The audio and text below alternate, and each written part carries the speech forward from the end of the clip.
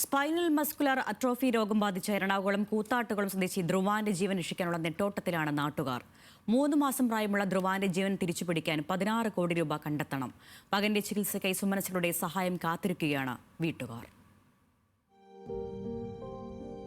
കൂത്താട്ടുകുളം സ്വദേശികളായ അശ്വതിയുടെയും അനന്തുവിന്റെയും മകനാണ് 3 വയസ്സുകാരൻ ധ്രുവാൻ. കുഞ്ഞിന്റെ കാലുകളുടെ ചലനം കുറഞ്ഞു വന്നതോടെ നടത്തിയ പരിശോധനയിലാണ് കുട്ടിക്ക് മസ്കുലർ അട്രോഫി സ്ഥിരീകരിച്ചത്.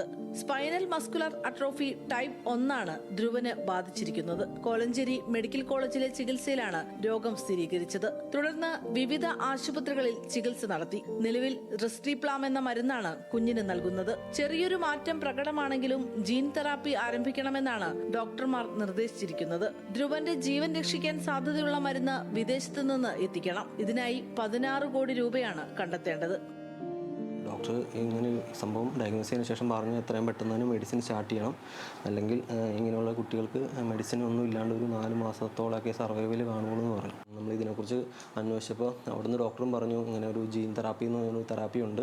അപ്പോൾ അതിന് നമുക്ക് US നിന്ന് വരുന്ന മെഡിസിൻ ആയതുകൊണ്ട് ഒരു 16 കോടി സംതിങ് രൂപയാണ് അവർ പറയുന്നത് മെഡിസിനുള്ള കോസ്റ്റ്. അപ്പോൾ അത് ചെയ്യുവാണെങ്കിൽ ചിലപ്പോൾ ഇമ്പ്രൂവ്മെൻറ്റും കാര്യങ്ങളും വരും. 16 കോടി രൂപ എന്ന് പറഞ്ഞു കഴിഞ്ഞാൽ അത്രയും വലിയ എമൗണ്ടാണ്.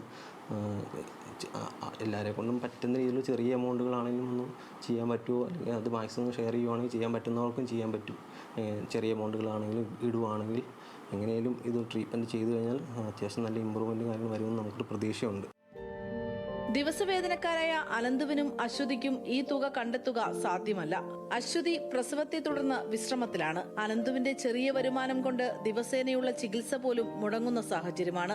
അനൂപ് ജേക്കബ് MLAയും നഗരസഭാ ചെയർമാൻ റെജി ജോണിന്റെയും നേതൃത്വത്തിൽ സഹായ സമിതി രൂപീകരിച്ച് ധനസമാഹരണം ആരംഭിച്ചിട്ടുണ്ട്. ലോകത്തിന്റെ വിവിധ കോണുകളിലുള്ള മലയാളികളുടെ സഹായത്തോടെ ധ്രുവാന്റെ ആരോഗ്യം വീണ്ടെടുക്കാനാകുമെന്ന പ്രതീക്ഷയിലാണ് കുടുംബം. ന്യൂസ് മലയാളം, കൊച്ചി.